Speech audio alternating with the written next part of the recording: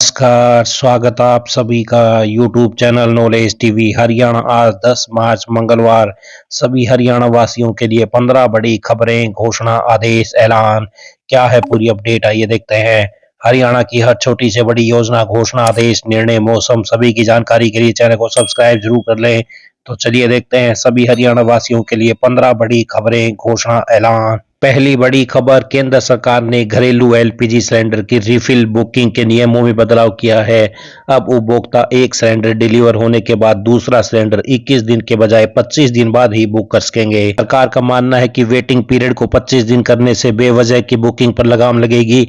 इससे उन लोगों को आसानी से सिलेंडर मिल सकेगा जिन्हें वाकई जरूरत है। पैनिक बुकिंग की वजह से डिमांड में अचानक आए उछाल को देखते हुए शुक्रवार को तेल कंपनियों ने घरेलू एलपीजी बुकिंग के लिए 21 दिन का लॉक इन पीरियड लागू किया था, जिसे बढ़ाकर अब 25 दिन कर दिया है। इससे पहले बुकिंग को लेकर ऐसा कोई नियम नहीं था। 2 दिन पहले सरकार ने घरेलू गैस सिलेंडर के दाम 60 रुपए बढ़ाए हैं। हरियाणा के मुख्यमंत्री नायब सैनी ने 26 लाख पेंशनरों को राहत दी है। सीएम सैनी ने विभिन्न योजनाओं के तहत लाभार्थियों को लाभ राशि का वितरण किया है।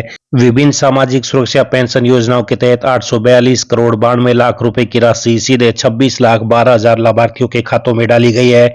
इसमें वृद्धावस्था, सम्मान भत्ता, दिव्यांगजन भत्ता और अन्य सामाजिक सुरक्षा पेंशन शामिल हैं। सीएम सैनी ने बताया कि प्रोएक्टिव मॉडल के तहत परिवार पहचान पत्र डाटाबेस के आधार पर पात्रता समय निर्धारित होती है।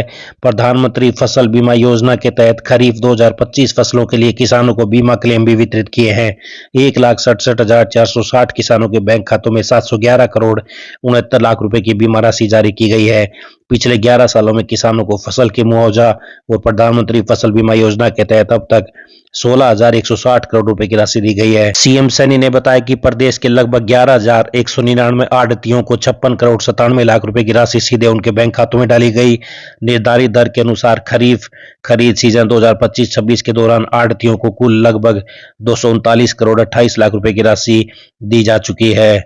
रबी खरीफ सत्र 2024-25 से गेहूं, धान और बाजरा पर आढ़तियों को 55 रुपए प्रति क्विंटल की दर से कमीशन देने का निर्णय लिया गया है। सीएम बोले, धान और बाजरा पर केंद्र सरकार द्वारा निर्धारित कमीशन के अतिरिक्त राज्य सरकार की ओर से शेष राशि का भुगतान किया गया है।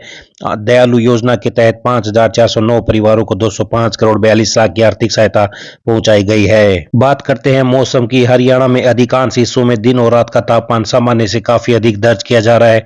मौसम विभाग के अनुसार प्रदेश में सबसे अधिकतम तापमान हिसार में 37.5 डिग्री सेल्सियस दर्ज किया गया। मौसम विशेषज्ञों के अनुसार पूरे हरियाणा में दिन और रात दोनों का तापमान सामान्य से ऊपर बना हुआ है। 11 मार्च और इसके बाद 14 मार्च को एक के बाद एक कमजोर पश्चिमी विक्षोभ सक्रिय होने की संभावना है।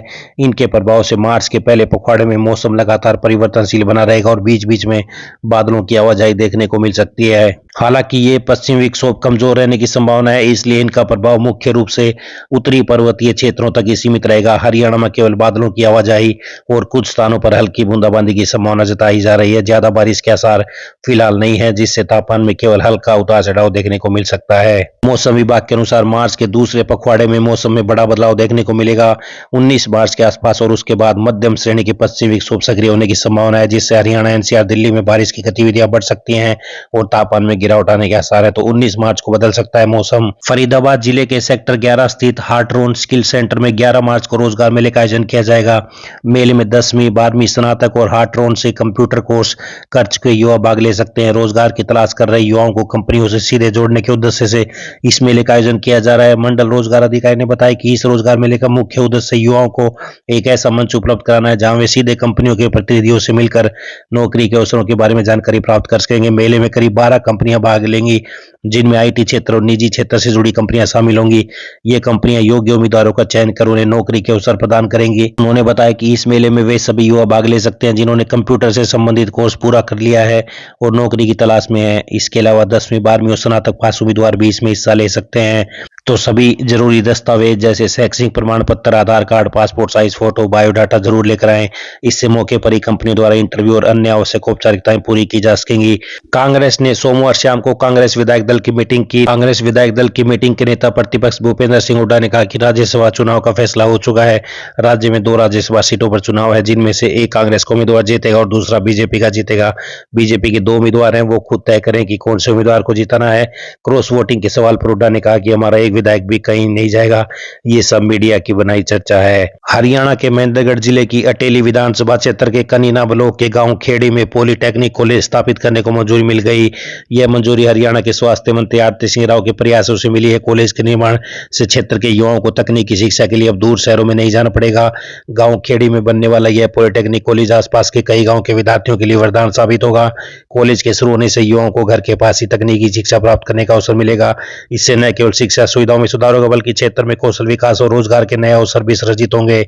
पंजाब और हरियाणा की सरकारों ने महिलाओं के खाते में सीधे पैसे देने के लिए अलग अलग योजनाएं शुरू की हैं। हरियाणा में पहले से दीनदयाल आत्मलक्ष्मी योजना चल रही है, जिसके तहत महिलाओं को 2100 रुपए महीना दिए जा रहे हैं। वहीं पंजाब सरकार ने बजट में मुख्यमंत्री मावा दिया सत्कार योजना शुरू करने की घोषणा की। इसके तहत 18 साल से बड़ी हर महिला को 1000 रुपए मिलेंगे। दोनों योजनाओं का उद्देश्य महिलाओं को आर्थिक सहयोग देना है, लेकिन राशि, पात्रता, आय सीमा, उम्र, बजट और लाभार्थियों की संख्या जैसे कई पहलुओं में दोनों राज्यों का मॉडल अलग है।